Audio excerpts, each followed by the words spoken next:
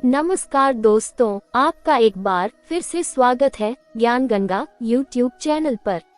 दोस्तों, आपने सुना होगा कि जहाँ कृष्ण होते हैं वहाँ राधा रानी का नाम जरूर आता है, और जहाँ राधा होती है वहाँ श्री कृष्ण जरूर होते हैं।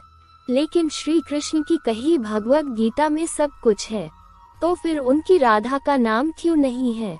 आपने कभी सोचा है? दोनों एक दूसरे के बिना अधूरे माने जाते हैं, तो फिर श्री कृष्ण ने भगवत गीता में राधा जी का जिक्र क्यों नहीं किया?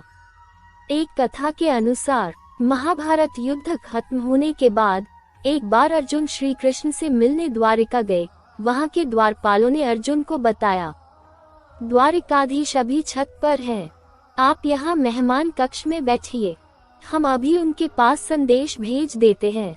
तभी अर्जुन ने सिपाही को रोका और उससे कहा, आप माधव को संदेश न भेजिए, मैं खुद ही जाकर उनसे मिल लेता हूँ। इतना कहकर अर्जुन श्री कृष्ण से मिलने छत पर चले गए। जैसे ही वो छत पर पहुँचे, उन्होंने देखा कि गोविंद मुस्कुराकर किसी से बात कर रहे हैं। जब अर्जुन श्री कृष्ण के थोड़ा और पास आए तो देखा माधव चांद को देखकर उससे बात कर रहे हैं। दरअसल चांद में राधा रानी की छवि दिखाई दे रही थी और श्री कृष्ण अपनी राधा से बात कर रहे थे। अर्जुन चुपचाप वहां खड़े होकर गोविंद का इंतजार करने लगे। वहीं दूसरी ओर ब्रज में राधा रानी यमुना किनारे खड़ी चांद में श्री कृष्ण को देखते हुए उनसे बात कर रही थी। तभी राधा ने श्री कृष्ण से पूछा, कान्हा, तुमने अर्जुन को इतना श्रेष्ठ गीता का ज्ञान दिया जिससे वो महाभारत जैसे युद्ध में जीत हासिल कर पाए, लेकिन आपने उन्हें वो रहस्य क्यों नहीं बताया?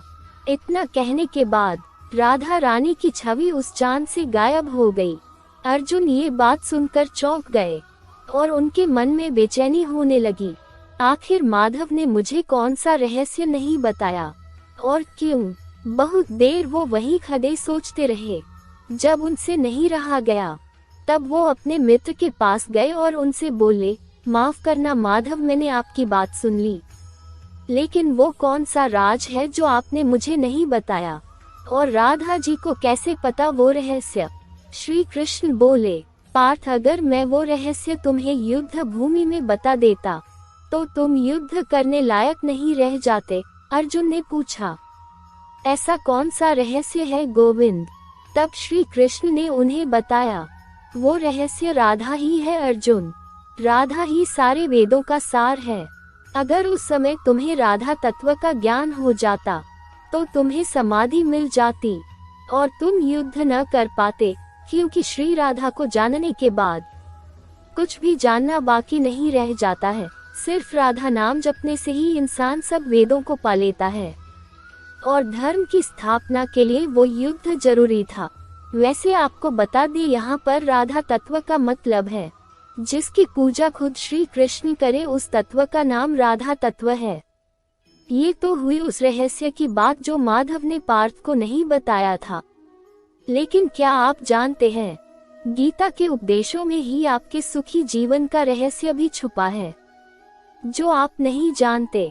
पहला, कृष्ण कहते हैं, दुखी वो लोग होते हैं जो अपने कर्म करने के बाद उसके परिणाम की इच्छा भी रखते हैं, जबकि अपने कर्म को बिना किसी फल की इच्छा किए हुए करना चाहिए। ऐसा करने से आपको चिंता नहीं होगी, और अगर कभी आप किसी काम में निष्फल हो जाते हैं तो उससे आपका मन दुखी भी नहीं होगा।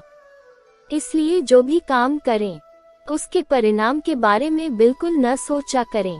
दूसरे रहस्य की बात करें तो मनुष्य को हमेशा निस्वार्थ भाव से दूसरों की सेवा करते रहना चाहिए। कृष्ण कहते हैं, ऐसा करने से उस इंसान को तो खुशी मिलती ही है, साथ ही दूसरों को खुशी देखकर आपको भी आनंद महसूस होगा।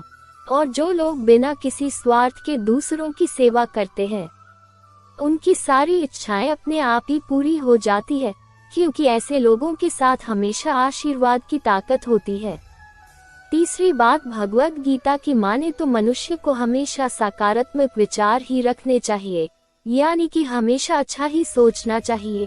इससे मन में निराशा नहीं आती है, और जब मन शांत रहता है तो मुश्किल से मुश्किल परिस्थिति में भी इंसान कमजोर नहीं पड़ता। और अपनी सभी समस्याओं का हल निकाल लेता है। अब बात करते हैं चौथे राज की। गीता के अनुसार काम, क्रोध और लोभ मनुष्य के लिए नरक के सभी द्वार खोल देते हैं। जिस व्यक्ति में ये 3 गुण होते हैं उसका नाश निश्चित होता है। ऐसे गुणों वाला व्यक्ति न अपना भला कर पाता है और न ही दूसरों का। इसलिए इंसान को अपनी जिंदगी में कभी भी ये 3 गुण नहीं अपनाने चाहिए। 5वां और आखिरी रहस्य, मनुष्य को अपनी दिनचर्या और खाने पीने का खास ध्यान रखना चाहिए। सात्विक खाने वाले और नियमित दिनचर्या का पालन करने वाले लोगों को कोई रोग नहीं होता। ऐसे लोग स्वस्थ रहते हैं और स्वस्थ शरीर होने से मन में विचार भी अच्छे आते हैं, जो हमें किसी भी स्थिति में सही निर्णय लेने में मदद करते हैं।